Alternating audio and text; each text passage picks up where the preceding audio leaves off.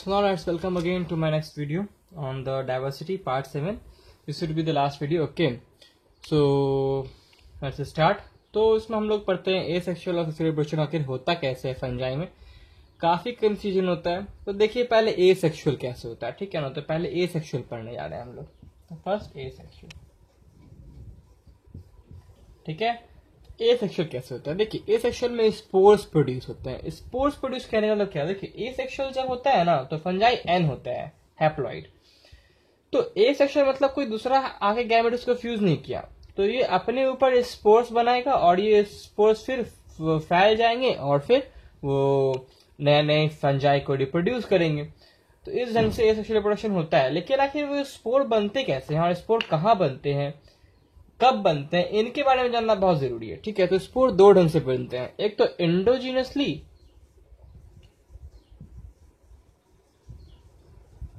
और दूसरा exogenously. Exogenously, ठीक है। एक अंदर और एक बाहर। तो किसके अंदर बाहर, तो जहां बन रहे हैं आगे उसके बाहर आउटर कवरिंग हो तो वो एंडो, अगर ना हो तो एक्सो, ठीक है। तो आते हैं देखते हैं कि तीनों ग्रुप में कैसे कैसे होता है, ठीक है। तो पहला चीज तो है हमारा आपका फाइकोमाइसिटिस। देखिए एसेक्सुअल रिप्रोडक्शन मात्र दो में होता है, फाइको वाला में और एस्को वाला में। बेसिडियो में एसेक्सुअल रिप्रोडक्शन होता नहीं है, और ड्यूटेरोमाइसिटिस में अगर होता भी है तो उसमें भी कोनिडिया ढंग से होता है, यानी एस्को की तरह होता है। तो आपको दो पढ़ना है। तो फाइकोमाइसिटिस में कैसे होता है, तो फाइकोमाइसिटिस में जो स्पोर होता है वो एंडोजीनियसली प्रोड्यूस होता है, ठीक है ना। तो इस आपको ध्यान रखना है कि हमारा जो स्पोर होता है वो एंडोजीनियसली प्रोड्यूस होता है।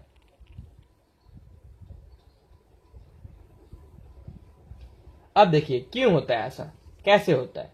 मान लिया ये एक हाइफा है और इसी हाइफा के चाहता होगा बहुत सारा हाइफा रहे, 1 2 3 4 5 6 7 8 कई सारे हाइफा है। तो एक ग्रुप ऑफ हाइफा माइसीलियम कहता है, इतना कंफ्यूजन क्यों क्रिएट करें। तो एक हाइफा से समझते हैं, है कि नहीं। तो अगर एक हाइफा है और वहां पर से अगर एक सैक प्रोड्यूस हो और उसके अंदर कई सारे हैप्लॉइड स्पोर्स यानी एन स्पोर्स, एन का यानी हैप्लॉइड स्पोर्स अगर प्रोड्यूस हो और आउटर कवरिंग हो, तो उसे हम लोग एंडोजीनियसली प्रोड्यूस कहेंगे। अगर ना हो तो एक्सोजीनियसली प्रोड्यूस कहेंगे। तो ऐसा फाइकोमाइसिटिस में होता है, ठीक है। और अगर वही स्पोर्स अगर हमारा एक स्टॉक पर एक के ऊपर एक ऐसे प्रोड्यूस हो तो इसे कोनिडिया कहते हैं, ठीक है। और एक कोनिडिया स्पोर होता है, एक कोनिडिया कोनिडियो स्पोर होता है, ठीक है ना। तो इसे हम लोग कोनिडिया कहते हैं और कोनिडियो स्पोर कहते हैं। तो इस ढंग से हमारा एक्सोजीनियस के बाहर कोई कवरिंग नहीं है, तो इस एक्सोजीनियस ये हमारा ड्यूटेरोमाइसिटिस में और एस्कोमाइसिटिस में होता है, ठीक है, इस ढंग से। अब आते हैं तो ये तो एसेक्सुअल रिप्रोडक्शन की बात हुई। सेक्सुअल रिप्रोडक्शन कैसे होता है, तो भाई देखिए एनसाइक्लोपीडिया ने बहुत अच्छा कि लाइन लिखा है, when a fungus reproduces sexually two haploid hypha of compatible mating types come together and fuse. कहने का मतलब अगर कोई फंगाई हैप्लॉइड सेक्सुअली रिप्रोड्यूस करता है तो दो हैप्लॉइड हाइफा आता है अगल बगल और दोनों हैप्लॉइड है, ठीक है, दोनों हैप्लॉइड है। उसके बाद दोनों का दोनों आके ज्वाइंट हो जाता है और दोनों का दोनों एक ही हाइफा फॉर्म करता है। देखिए दोनों एक हाइफा फॉर्म कर लिया, ठीक है, एक हाइफा, इसमें एक न्यूक्लियस इसमें एक न्यूक्लियस, और दोनों का दोनों हाइफा फॉर्म करने के बाद दोनों न्यूक्लियस ऐसे फॉर्म कर लाता है। तो एनसाइक्लोपीडिया का सेकेंड लाइन क्या है, वो ये बोलता है कि in some fungi the fusion of two haploid cells. ये देखिए एक हैप्लॉइड सेल, हाइफा तो सेल ही से बना होता है ना, तो एक सेल के बारे में बात करें तो एक सेल दोनों के मिल गया। The fusion of two haploid cells जो होता है इन फंजाई, ठीक है, immediately results in diploid cell, यानी कि दोनों का दोनों मिलकर तुरंत ही डिप्लॉइड सेल बना लेगा, एक ही न्यूक्लियस बना लेगा। इन सम फंजाई, लेकिन लिखा है इन सम फंजाई, लेकिन कुछ कुछ फंजाई में क्या होता है, in however in others fungi ascomycetes और बेसिडोमाइसिटिस में an intervening dikaryotic stage is formed, यानी कि दो दो न्यूक्लियस वाला स्टेज फॉर्म होता है। अब देखिए होता क्या है, पहले हम लोग फॉर्म करते हैं फाइकोमाइसिटिस का, ठीक है। तो फाइकोमाइसिटिस में क्या हुआ कि दो हाइफा आया, यानी दो सेल आए हाइफा के, दोनों मेट किए एक दूसरे के साथ और एक नया हाइफा बनाए और दोनों 2n बन गया, ठीक है। और ये 2n वाला एक हाइफा जो है, अगर इस 2n वाला हाइफा को हम लोग थोड़ा सा लॉन्गिट्यूडली देखें तो ये 2n वाला हाइफा है, ठीक है, 2n वाला हाइफा। और यहाँ पर से ये एक स्पोरेंजियम बनाएगा, इसी को हम लोग स्पोरेंजियम कहे थे पिछली बार, स्पोरेंजियम बनाएगा। तो स्पोरेंजियम में अलग अलग जाके स्पोरेंजियो स्पोर डेवलप होंगे, ठीक है। तो आगे भी मैं बताऊंगा इसको दोबारा आपको, ठीक है ना। तो स्पोरेंजियो स्पोर डेवलप होंगे और ये जो स्पोर होगा कैसे डेवलप होगा, तो यहां से मियोटिक डिवीजन होगा, मियोटिक डिवीजन होगा, ठीक है, यानी रिडक्शनल डिवीजन होगा। ओके, तो ये जो हाइफा के सेल्स हैं वो 2n था, लेकिन ये जो स्पोर्स बनेंगे वो nn बनेंगे, ठीक है। और फिर ये स्पोर्स यहाँ पे जब टूट जाएगा तो यहाँ से स्पोर्स सब बाहर निकल आएंगे और रिप्रोडक्शन हो जाएगा, this is known as sexual reproduction. इस तरीके से होता है, ठीक है। ये रिडक्शनल डिवीजन स्पोरेंजियम के अंदर होता है। अब आते हैं एस्कोमाइसिटस बेसिडियोमाइसिटस में क्या होता है। तो उसमें क्या होता है ना कि हमारा जो हाइफा बना है वो तो 2n नहीं बना, वो डायकैरियोटिक स्टेज बना है, यानी कि 2 न्यूक्लियस वाला स्टेज बना है। अब वो न्यूक्लियस प्रोड नया एक और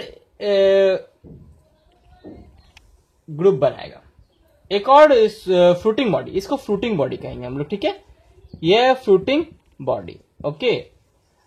यही फ्रूटिंग बॉडी अगर एस्कोमाइसिटिस का हुआ तो एस्कोकार्प कहलाता है, बेसिडियोमाइसिटिस का हुआ तो बेसिडियोकार्प कहलाता है। इस फ्रूटिंग बॉडी में ये दोनों न्यूक्लियस जो है ना मूव करके अंदर आएंगे। अब ये देखिए डायकैरियोटिक स्टेज है और डायकैरियोटिक स्टेज ही फ्रूटिंग बॉडी बनाया है, बहुत ज्यादा करने वाली बात, डायकैरियोटिक स्टेज फ्रूटिंग बॉडी बनाता है। और ये दोनों न्यूक्लियस फिर फ्यूज कर जाएंगे, 2n बन जाएंगे, ठीक है। और ये न्यूक्लियस अब जाके रिडक्शनल डिवीजन करेगा, रिडक्शनल डिवीजन करेगा, कई सारा रिडक्शनल डिवीजन करेगा। तो उसके बाद स्पोर्स बनेंगे, ठीक है, स्पोर बनेंगे और फिर यह टूट जाएगा तो स्पोर निकल आएगा और उसी को हम लोग अब देखिए ये जो स्पोर्स निकला इससे हम लोग सेक्सुअल रिप्रोडक्शन कर लेंगे, लेकिन अलग अलग होता है दोनों में। देखिए होता क्या है एस्कोमाइसिटिस और बेसिडियोमाइसिटिस में। एस्कोमाइसिटिस में यहाँ पे एस्काई होते हैं, कई सारे सेल्स होते हैं एस्काई के, ठीक है। ये सेल्स होते हैं डायकैरियोटिक और ये सेल का न्यूक्लियस फ्यूज करता है और ये सेल आता है फिर रिडक्शनल डिवीजन में और यहां से स्पोर्स प्रोड्यूस होता है, इसको एस्कोस्पोर कहते हैं, ठीक है। बेसिडियोमाइसिटिस में यही डायकैरियोटिक स्टेज जो था मैंने आपको जैसे दिखाया था, वही डायकैरियोटिक स्टेज जाता है, दोनों न्यूक्लियस फ्यूज हो जाता है और 2n बनाता है और फिर रिडक्शनल डिवीजन करके बेसिडियो स्पोर्स बनाता है, ठीक है ना। तो एस्कोस्पोर था, बेसिडियोस्पोर था। बहुत ज्यादा बड़ा क्वेश्चन कभी कभी काफी जगह एम्स और जिसमें तो खास पूछा जाता है कि एस्कोस्पोर्स जो होता है ना वो हमेशा 8 होता है, ठीक है। अगर हम लोग बात करें किसी एक फ्रूटिंग बॉडी यानी एक एस्कोकार्प का तो उसमें 8 एस्कोस्पोर मिलेगा आपको, ठीक है, ठीक है, 8 एस्कोस्पोर्स मिलेगा, ये बात का ध्यान रखना है, इस ढंग से मिलता है। अब आते हैं एग्जांपल्स पे। तो फाइकोमाइसिटिस में 3 एग्जांपल होते हैं। तो फाइकोमाइसिटिस का एग्जांपल याद रखना है, पहले तो म्यूकर होता है, ठीक है, दूसरा राइजोपस होता है, राइजोपस, और तीसरा होता है हमारे पास, तीसरा होता है हमारा अल्ब्यूगो, ठीक है, राइजोपस और हमारा होता है अल्ब्यूगो।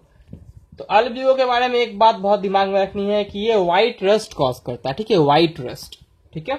ये हो गया फाइकोमाइसिटिस 3 एग्जांपल। ये ब्रेड मोल्ड है राइजोपस और म्यूकस, म्यूकस का डायग्राम दिया हुआ है, म्यूकस डायग्राम कुछ इस ढंग से दिखता है, इस ढंग से आता है और फिर ये गोला और फिर ये ढंग से आता है, फिर ये गोल, फिर ये ढंग से आता है गोल, ये म्यूकर है, ठीक है ना, इस ढंग से दिखाई देता है हमारे म्यूकस। एस्कोमाइसिटिस में देखिए सारा का सारा नाम हमारा एस्को में ही छुपा हुआ है, ठीक है, ये सैक था तो उसी तरह से सब इसमें आता है। देखिए एस्कोमाइसिटिस, ए से हो गया एस्परजिलस, ठीक है, एस से हो गया सैक्रोमाइसिस से ईस्ट कहते हैं, ठीक है, सी से हो गया क्लाइविसेप्स, ठीक है, और उसका क्या कहते हैं पेनिसिलियम, इसी में होता है पेनिसिलियम। तो पेनिसिलियम कैसे रिप्रोड्यूस करता है, तो कॉनिडिया से रिप्रोड्यूस करता है, कि आपको एस्कोमाइसिस के बारे में पता है, ठीक है। तो पेनिसिलियम कॉनिडिया से रिप्रोड्यूस करेगा। उसके बाद फिर पेनिसिलियम ही ड्रग होता है, ठीक है, जिसको अलेक्जेंडर फ्लेमिंग ने किस पे, स्टेफाइलोकोकस, स्ट्रेप्टोमाइसिस पे नहीं या फिर स्ट्रेप्टोकोकस पे नहीं, स्टेफाइलोकोकस, स्टेफाइलोकोकस कई बार पूछा जाता है। पेनिसिलिन तो सबको याद आता है लेकिन बैक्टीरिया का नाम किसी को याद नहीं रहता, तो स्टेफाइलोकोकस याद रखिएगा। स्टेफाइलोकोकस पे होता है, एक्सपेरिमेंट किया गया था अलेक्जेंडर फ्लेमिंग के द्वारा 1928 में।